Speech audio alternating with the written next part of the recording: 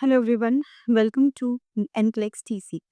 आज हम बात करने वाले हैं स्ट्रोक के बारे में और न्यूरोलॉजिकल टॉपिक है ये। और अंडरस्टैंड, न्यूरोलॉजिकल टॉपिक हमेशा से ही एनक्लेक्स का फेवरेट टॉपिक रहा है क्वेश्चन पूछने में। So let's start. स्ट्रोक क्या होता है? स्ट्रोक पेशेंट को होता है कैसे?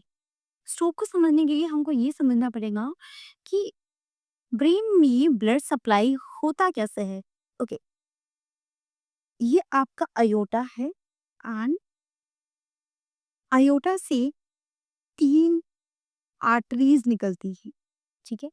पहले आर्टरी को बोलते हैं इनॉमिनेट आर्टरी, देन सब क्लेविकल आर्टरी एंड ये आगे चल के और फर्दर्स आर्टरीज में डिवाइड होती हैं एंड ये आपकी पूरी ब्रेन को ब्लड सप्लाई करते हैं through the circle of Wills.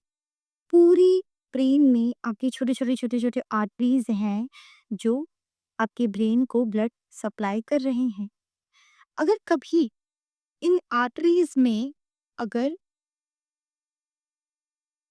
Clot हो जाए, अगर इन आर्टरीज में अगर कभी क्लॉट हो जाए तो आगे ब्लड सप्लाई इस एरिया में नहीं पहुंचेगा एंड पेशेंट को इन्फेक्शन हो जाएगा। इस एरिया में ब्लड नहीं पहुंचेगा। इस चीज को स्ट्रोक कहते हैं। या फिर ये प्रॉब्लम आपका अराइज हुआ है क्लॉट की वजह से, या फिर ये प्रॉब्लम अगर अराइज होता है पेशेंट के ब्लड वेसल रप्चर होने से। अगर यहाँ इस कैपिलरीज का प्रेशर बहुत ज्यादा हुआ एंड ये कैपिलरीज अगर रप्चर हो गो तो इस एरिया में ब्लड पूल होने लग जाएगा and it will lead to haemorrhagic stroke. Stroke का मतलब ये है कि आपके ब्रेन को ऑक्सीजन ब्रेन के टिश्यूज को ऑक्सीजन नहीं मिल पा रहा है, जिसके वजह से आपका ब्रेन फंक्शन प्रॉपरली नहीं कर पा रहा। This is known as stroke. Okay, अब हम समझते हैं एनकेक्स पॉइंट ऑफ व्यू से स्ट्रोक क्या होता है। एक स्ट्रोक को हम सीवीए भी बोल सकते हैं, सेरिब्रल वास्कुलर एक्सीडेंट, या फिर स्ट्रोक जब आपकी ब्लड फ्लो आपके ब्रेन में नहीं जाता है या फिर इंटरप्टेड हो गया है, जिसकी वजह से ब्रेन की सेल या फिर टिश्यू की डेथ हो गई है, जिसको हम कह रहे हैं स्ट्रोक। नेक्स्ट, स्ट्रोक इश्चेमिक हो सकता है या फिर हेमरेजिक। इश्चीमिया का मतलब टिश्यू डेथ, टिश्यू नेक्रोसिस। ये क्यों हो रहा है? क्योंकि अगर पेशेंट को क्लॉट, अगर कभी भी पेशेंट को कोई भी प्रॉब्लम है और क्लॉट बन रहा है, जिसकी वजह से क्लॉट जाके आपके म्यूट ब्लड वेसल्स आपके ब्रेन में है उसमें जाके फंस चुका है, तो आगे वाले प्लेन टिश्यूज को ऑक्सीजन नहीं मिल पाएगा and it can lead to ischemic stroke. और वहीं अगली जगह, अगली आपके ब्रेन में अगर पेशेंट को हैमरेज हो जाता है, अगर ये वाली आर्टरी रप्चर हो गई है, तो सारा का सारा ब्लड आपके इस एरिया में कलेक्ट हो जाएगा एंड वो एरिया ऑक्सीजन परफ्यूज नहीं कर पाएगा, जिसकी वजह से इस एरिया में ऑक्सीजन नहीं मिलेगा एंड ये एरिया प्रॉपर फंक्शन नहीं कर पाएगा and it will known as your haemorrhagic stroke. Understand, हम हमेशा इश्मिक स्ट्रोक के अंदर पेशेंट को थ्रोम्बोलाइटिक देते हैं। मतलब हम जो थ्रोम्बस है, जो एम्बुलेंस है, जो थ्रोम्बस फॉर्म हो चुका है, हमेशा उसको ब्रेक करते रही। वहीं पे अगर पेशेंट को हेमरेजिक स्ट्रोक है तो वहां पर हम पेशेंट को थ्रोम्बोलाइटिक नहीं देते हैं, क्योंकि आपके ब्लड वेसल रप्चर हो चुके हैं। आप थ्रोम्बोलाइटिक दोगे तो और ज्यादा सिवियर प्रॉब्लम क्रिएट हो सकती है। अंडरस्टैंड, इन योर एनक्लेक्स अगर आपके पास पेशेंट सडन वीकनेस लेके आता है या फिर numbness, specially in one side and trouble speaking, loss of balance और विजुअल डिस्टरबेंस, अगर ये साइन एंड सिम्टम्स आपको दिख रहे हैं तो अंडरस्टैंड, ये साइन एंड सिम्टम आपको बताते हैं कि पेशेंट को स्ट्रोक होने वाला है। अब हम समझेंगे ट्रांजिशन इश्मिक अटैक क्या होता है। ओके, ट्रांजिशन का मतलब होता है ट्रांजिशन, मतलब एक जगह से दूसरी जगह ट्रांजिशन होना। उसको हर छोटे टाइम के अंदर अगर पेशेंट को, इसको मिनी स्ट्रोक भी कहा जाता है, अगर पेशेंट को टेम्पररी ब्लॉकेज हो चुका है, मान लीजिए पेशेंट के ब्लड वेसल में एथेरोस्क्लेरोसिस हो गया है, इसी छोटा सा क्लॉट था जिसकी वजह से टेम्पररी ब्लड सप्लाई इस एरिया में रुक चुका है, जिसको बोलते हैं ट्रांजिशन इश्यूमिक अटैक। अंडरस्टैंड, ये बहुत कम टाइम के लिए होता है, less than 24 hours, is is a benchmark. और उसके बाद पेशेंट का साइनल सिम्टम ठीक हो गया, पेशेंट रिजॉल्व, साइनल सिम्टम रिजॉल्व, तो इसका मतलब ये है कि पेशेंट को आगे आकर कोई बहुत बड़ा ब्रेन अटैक हो सकता है, जिसको स्ट्रोक कह सकते हैं, या फिर सीवियर हो सकता है, and it is a medical emergency. It is important to educate patient की साइन सिम्टम्स को अनदेखा ना करें। टीआईए ऐसे कोई परमानेंट डैमेज नहीं करता, but it need to be taken seriously. Okay, जब भी आपके पास स्ट्रोक आएगा, आपको हमेशा फास्ट रन करना है, आपको हमेशा फास्ट याद रखना है विद स्ट्रोक। फास्ट का मतलब फेशियल टूलिंग, जैसे ही ब्रेन की किसी पार्ट में अटैक हो गया है या फिर ब्रेन की ऑक्सीजन सीज हो गया, ब्रेन को ऑक्सीजन नहीं मिला, सबसे पहले फेशियल ड्रूलिंग, पेशेंट का एक साइड का फेस ड्रूल होगा। आर्म वीकनेस, आर्म में वीकनेस, न्यूरोलॉजिकल सप्लाई नहीं है, पेशेंट का आर्म बैलेंस बिगड़ने लग जाएगा। स्पीक डिफिकल्टी, पेशेंट एक साइड से स्लर स्पीच, पेशेंट बोल नहीं पाएगा। एंटी से टाइम, आपको टाइम रहते ही इमीडिएट मेडिकल मेडिकल अटेंशन आपको पेशेंट को देना है। अगर आपने टाइम रहते पेशेंट को ट्रीट नहीं किया, परमानेंट ब्रेन डैमेज, अगर पेशेंट को परमानेंट ब्रेन डैमेज हो गया है, तो it can lead to severe grey problem, and patient को सेव करना मुश्किल हो जाए। नेक्स्ट, अगर टाइम गया तो पेशेंट का ब्रेन गया, एंड ब्रेन गया तो patient brain death and coma, and ultimately patient का डेथ हो सकता है। Understand, quicker intervention better the outcome. Next is your thrombolytic therapy. जैसे ही पेशेंट आपके पास आता है, आपको सबसे पहले पेशेंट को सीटी स्कैन के लिए भेजना है। आपको डिस्टिंग्विश करना है कि पेशेंट को क्या क्या पेशेंट को हेमरेजिक स्ट्रोक है या फिर पेशेंट को इश्यमिक स्ट्रोक है, क्योंकि दोनों का मैनेजमेंट डिफरेंट है। अगर पेशेंट को इश्यमिक स्ट्रोक है, आपने पेशेंट का सीटी स्कैन किया, पता चला कि ब्रेन में क्लॉट बना हुआ है, तो सबसे पहले आप क्लॉट को तोड़िए, आप पेशेंट को थ्रोम्बोलाइटिक, लाइटिक मतलब ब्रेक करना, थ्रोम्बोस को ब्रेक करना, टीपीए थेरेपी करिए। इसमें टिश्यू प्लाज्मोनेजिन एक्टिवेटर, ये आपकी बॉडी में प्लाज्मोनेजिन को एक्टिवेट कर देता है, जो ब्रेन को क्लॉट को ब्रेक करता है।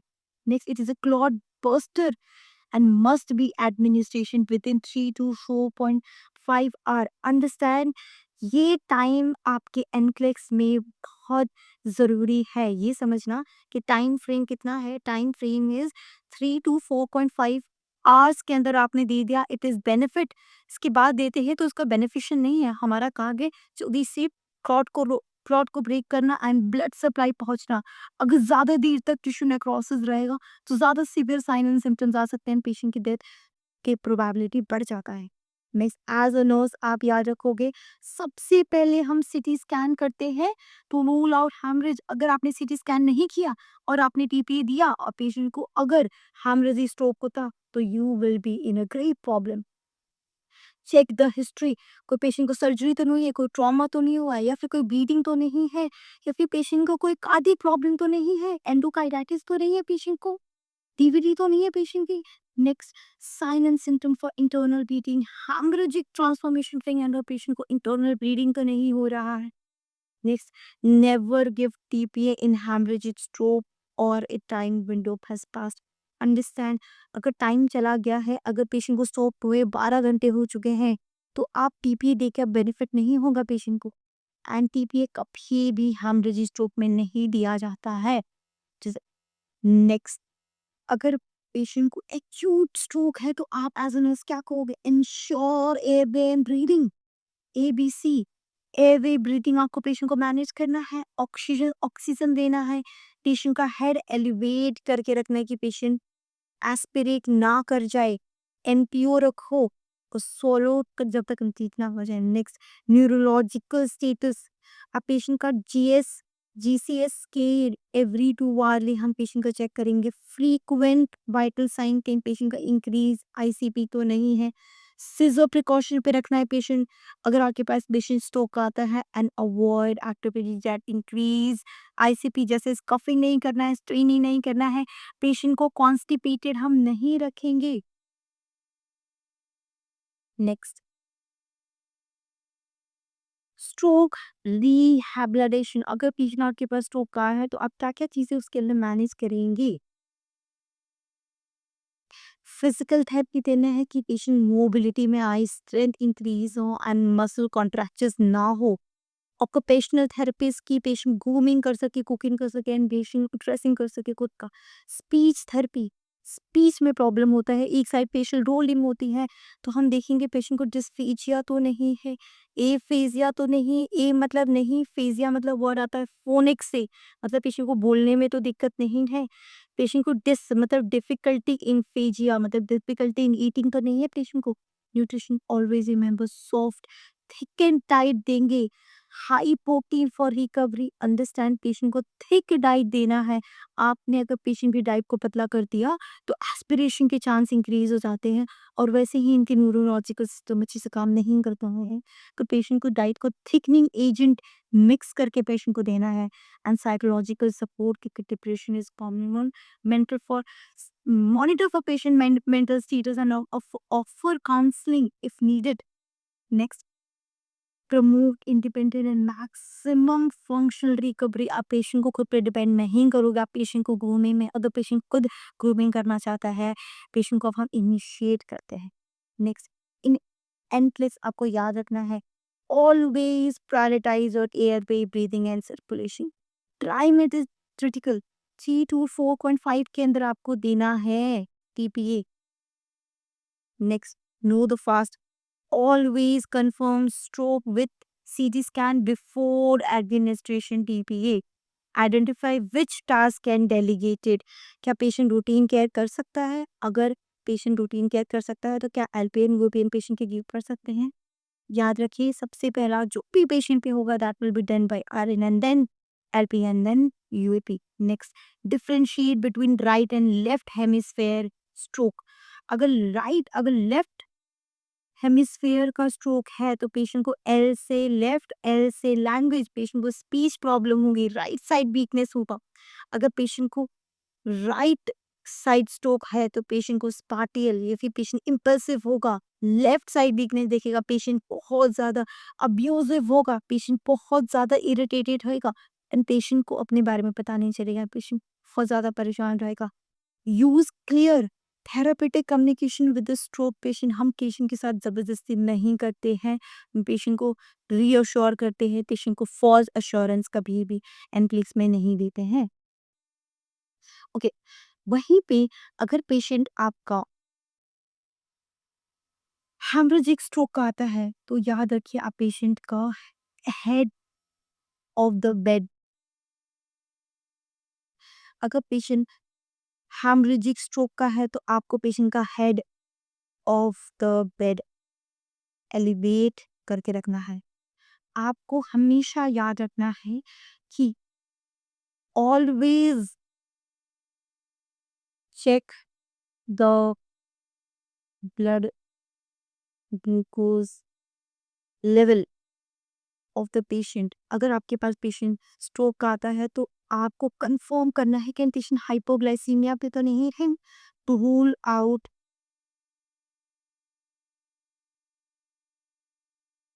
Hypoglycaemia. As a nurse it is your responsibility to understand, अगर पेशेंट आपके पास स्ट्रोक करता है तो आप पेशेंट का हाइपोग्लाइसीमिया मॉनिटर करोगे, कि ये कभी स्ट्रोक एंड हाइपोग्लाइसीमिया के sign and symptoms superimpose हो सकते हैं, दोनों के साइन एंड सिम्टम कहीं ना कहीं सेम होता है, इसलिए हाइपोग्लाइसीमिया मैम मॉनिटर करना है। This do some questions.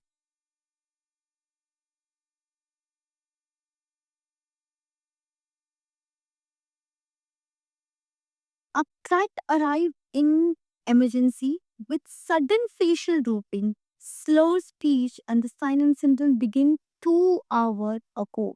Which is the priority action? आपके पास एक पेशेंट आता है, फेशियल रूलिंग के साथ, स्लर स्पीच के साथ आता है, एंड ये साइन एंड सिम्टम एक्यूट है, 2 घंटे पहले ही शुरू हुई है, तो आप एज अ नर्स सबसे पहले क्या करोगे? Administration aspirin.